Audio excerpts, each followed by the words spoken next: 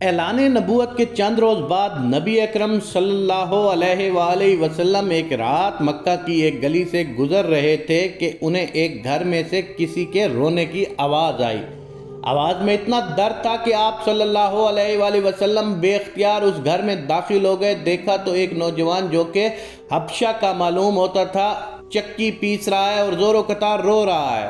آپ صلی اللہ علیہ وآلہ وسلم نے اس سے رونے کی وجہ پوچھی تو اس نے بتایا، میں ایک غلام ہوں، سارا دن اپنے مالک کی بکریاں چراتا ہوں، شام کو تھک کر جب گھر آتا ہوں تو میرا مالک مجھے گندم کی ایک بوری پیسنے کے لیے دے دیتا ہے، جس کو پیسنے میں ساری رات لگ جاتی ہے۔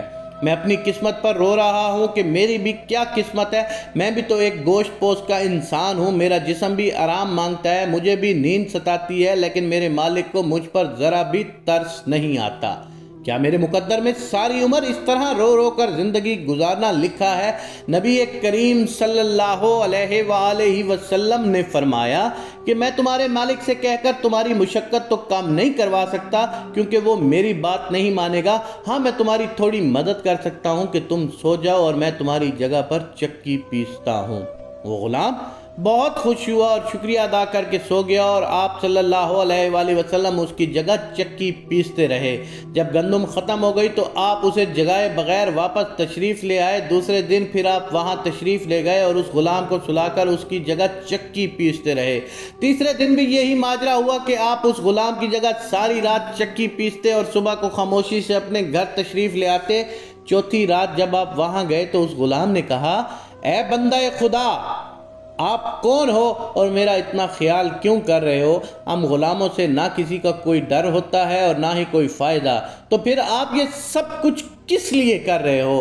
آپ صلی اللہ علیہ وآلہ وسلم نے فرمایا، میں یہ سب انسانی ہمدردی کے تحت کر رہا ہوں، اس کے علاوہ مجھے تم سے کوئی غرض نہیں۔ اس غلام نے کہا، آپ کون ہو؟ نبی کریم صلی اللہ علیہ وآلہ وسلم نے فرمایا کہ کیا تمہیں علم ہے کہ مکہ میں ایک شخص نے نبوت کا دعویٰ کیا ہے؟ اس غلام نے کہا، ہاں میں نے سنا ہے، ایک شخص جس کا نام محمد ہے، اپنے آپ کو اللہ کا نبی کہتا ہے۔ آپ صلی اللہ علیہ وآلہ وسلم نے فرمایا، میں وہی محمد ہوں۔ یہ سن کر اس غلام نے کہا، اگر آپ ہی وہ نبی ہیں تو مجھے اپنا کلمہ پڑھائیے۔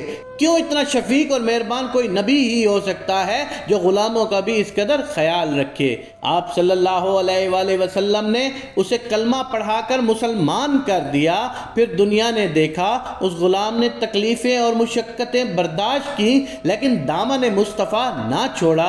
انہیں جان دینا تو گوارا تھا، لیکن اتنے شفیق اور مہربان نبی کا ساتھ چھوڑنا گوارا نہ تھا۔ آج دنیا انہیں بلال حبشی کے نام سے جانتی ہے۔ نبی کریم صلی اللہ علیہ وآلہ وسلم کی ہمدردی اور محبت نے انہیں آپ صلی اللہ علیہ وآلہ وسلم کا بے لوث غلام بنا کر رہتی دنیا تک مثال بنا دیا۔ خداوند کریم سے یہ دعا ہے کہ جس طرح بلال حبشی کو رسول کریم سے محبت ہوئی تھی، آج ہم سب تمام مسلمانوں کو اس ذات باری تعالیٰ کے توسط سے رسول کریم سے اتنی محبت عنایت فرما۔ میرے پاک اللہ، تو بھی بلال حبشی کے صدقے ہم سب لوگوں کے گناہوں کو معاف فرما، آمین یا رب العالمین۔